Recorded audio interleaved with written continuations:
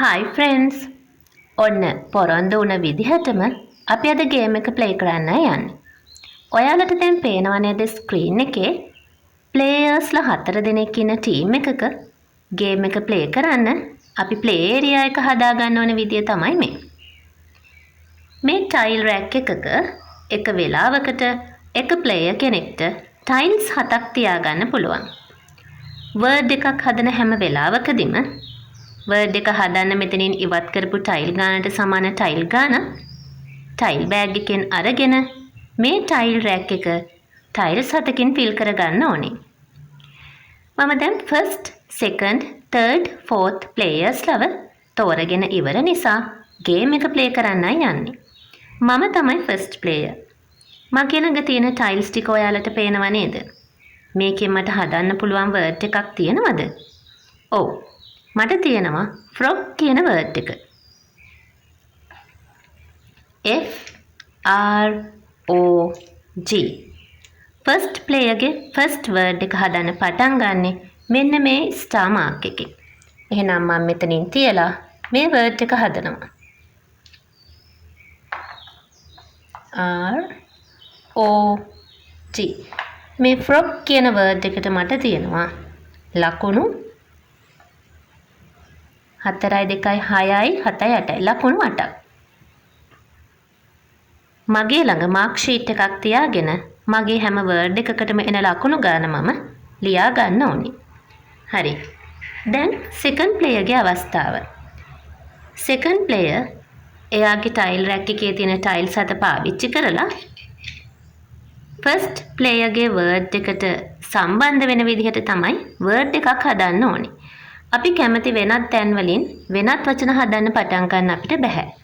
මේ ගේම් එක පුරාම කලින් ප්ලේ කරලා හදලා තියෙන වර්ඩ්ස් වලට සම්බන්ධ වෙන වචන විතරයි අපිට හදන්න පුළුවන්. මේ frog කියන වර්ඩ් එකට ජොයින් කරලා හදන්න පුළුවන් වචනයක් බලමු මෙතන තියෙනවද කියලා. ඔව්. මේ G අකුරට ජොයින් කරලා මට හදන්න පුළුවන් gun කියන වර්ඩ් එක. මම ඒක හදනවා පහළට. G-U-N. 2, 3, 4. I can get 4 marks for this word. That is the second player. දැන් අපි යමු third player ගේ tile rack එක දිහාවට. මෙතන තියෙන අකුරු වලටම සම්බන්ධ කරලා third player ට සිද්ධ වෙනවා එයාගේ tiles වලින් word එකක් හදන්න. මට පේන විදිහට එයාට හදන්න පුළුවන් N I N E 9 කියන වචනය හදන්න පුළුවන්. දැන් අපි බලමු එයාට ලකුණු එකතු කරලා. එදා මම ඔයාලට කිව්වා වගේ මේ 9 කියන වර්ඩ් එක third player හදලා තියෙන්නේ triple letter කොටුවක් උඩ. 1 2 3 4 9 කියන වර්ඩ් එකට ලකුණු 4යි. හැබැයි එයාගේ E අකුරට තියෙන මේ අංක 1 කියන ලකුණ 3 ගුණයක් වෙනවා. එහෙනම් මෙතෙන්ට ලකුණු 3යි 4යි 5යි 6යි. ලකුණු 6ක් අරගන්න පුළුවන් third player ට එයාගේ වර්ඩ් එකට. දැන් අපි යමු fourth player දිහාවට. මේ තියෙන fourth player ගේ tile rack එක. මේ තියෙන words වලට join කරලා එයාට මේක හදන්න පුළුවන් fruit කියන වචනේ. මම මේ fruit කියන word එක හදනවා. මට කැමති නම් මට පුළුවන් මේක පහළට හදන්න. නැත්නම් මට පුළුවන් මේක උඩ අතට හදන්න. හරි. මම උඩ අතට ලියනවා නම් F R U I T. හරි. අපි බලමු. මේ fourth player ගේ fruit කියන word එක. 4 6 7 8 9 ලකුණු 9ක වචනයක්. හැබැයි එයාගේ T අකුර තියෙන්නේ ඩබල් ලෙටර් එකක් උඩ. එහෙනම් T අකුරට ලකුණු දෙගුණ වෙන නිසා 2යි 3යි 4යි 5යි ලකුණු 9ක් අරගන්න පුළුවන් fourth player. දැන් players-ලා 4 දෙනාම play කරලා ඉවරයි. එහෙනම් දැන් තියෙන්නේ tile rack එක fill කරගන්න වෙලාව.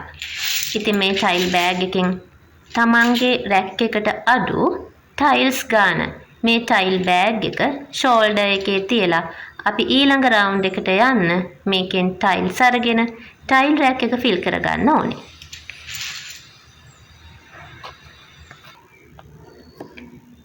මම දැන් ලෑස්ති සෙකන්ඩ් රවුන්ඩ් එකට යන්න. ප්ලේයර්ස්ලා 4 දෙනාම එයාලගේ ටයිල් රැක්ස් ෆිල් කරගෙන තියෙනවා. දැන් ආපහු ෆස්ට් ප්ලේයර්ගේ අවස්ථාව.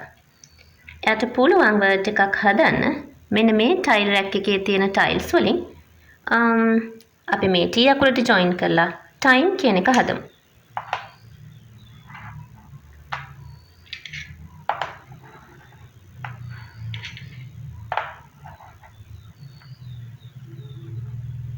TIME ටයිම් කියන වර්ඩ් එකට මට තියෙනවා 3යි 4යි 5යි 6යි ලකුණු 6ක්. දැන් අවස්ථාව සෙකන්ඩ් ප්ලේයර්ට එයාගේ ටයිල් රැක් එකෙන් අපිට හදන්න පුළුවන් මේ M අකුරට ජොයින් කරලා man කියන වර්ඩ් එක. මම ඒ වර්ඩ් එක හදනවා උඩට. MAN. හරි. එතන තියෙන N අකුර තියෙන්නේ ට්‍රිපල් ලෙටර් එකක් උඩ. එහෙනම් N අකුරට මට ගන්න පුළුවන් N අකුරේ සඳහන් වෙලා තියෙන ලකුණු ගාන වගේ 3 ගුණයක්. එතෙන්ට ලකුණු 3යි 4යි 5යි 6යි 7යි. man කියන වචනෙට මට ලකුණු 7ක් කරගන්න පුළුවන්. දැන් අවස්ථාව තියෙන්නේ third player-ට. හරි. third player ගෙන් අපිට පුළුවන් word එකක් හදන්න. මෙන්න මේ fruit කියන වචනේ තියෙන u අකුරට join කරලා මං හදන්න යනවා blue කියන word එක. B L U අකුර තියෙනවා. එහෙනම් E blue කියන word එක. blue කියන word එකේ B අකුර තියෙන්නේ double letter කොටුවක් උඩ. එහෙනම් B වලට ලකුණු 3යි. එයාගේ ලකුණු දෙගුණයක් වෙලා මට ලකුණු 6ක් ලැබෙනවා. 6යි 8යි 9යි. blue කියන word එකට ලැබෙනවා ලකුණු 9ක් third player-ට. දැන් අපි යමු fourth player-ගේ tile rack එක දිහාවට. එයාගේ tile rack එකේ තියෙන tiles වලින් හදන්න complete word එකක් මට පේන්නේ නැති වුණත් මට පුළුවන් මෙන්න මේ වගේ වැඩක් කරන්න. මෙතන තියෙන වචන වලින් fruit කියන word එකටත් frog කියන word එකටත් plural form එකක් තියෙනවානේ. fourth player-ගේ tile rack එකේ තියෙනවා S අකුරක්.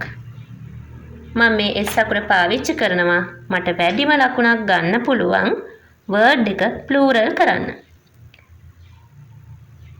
ඔව් මට වැඩිම ලකුණක් ගන්න පුළුවන් වෙන්නේ frog කියන වචනෙට නේද? එතනින් තිබ්බොතින් මට S අකුරේ ලකුණ දෙගුණ වෙනවා. S අකුර මෙතනින් තිබ්බොතින් එහෙම අවස්ථාවක් මට ලැබෙන්නේ නැහැනේ. ඒ නිසා මම S අකුර තියන්න යන්නේ මෙන්න මෙතනින්. S වලට මට ලකුණු 2යි. frog වලට තියෙනවා ලකුණු 4යි 5යි 6යි 7යි 8යි 9යි 10යි. එහෙනම් fourth player-ට ලැබෙනවා frog කියන word එක plural කරලා frogs කියන එක හැදුවහම ලකුණු 10ක්. ඉතින් මෙන්න මේ විදිහට තමයි ටිකටම ගේම් එක අපි ප්ලේ කරගෙන යන්න ඕනේ. තවත් මේ ගේම් එකේ ඔයාලට කියලා දෙන ගොඩක් දේවල් තියෙනවා. තවත් වීඩියෝ එකකින් අපි හමු වෙනකම්. goodbye.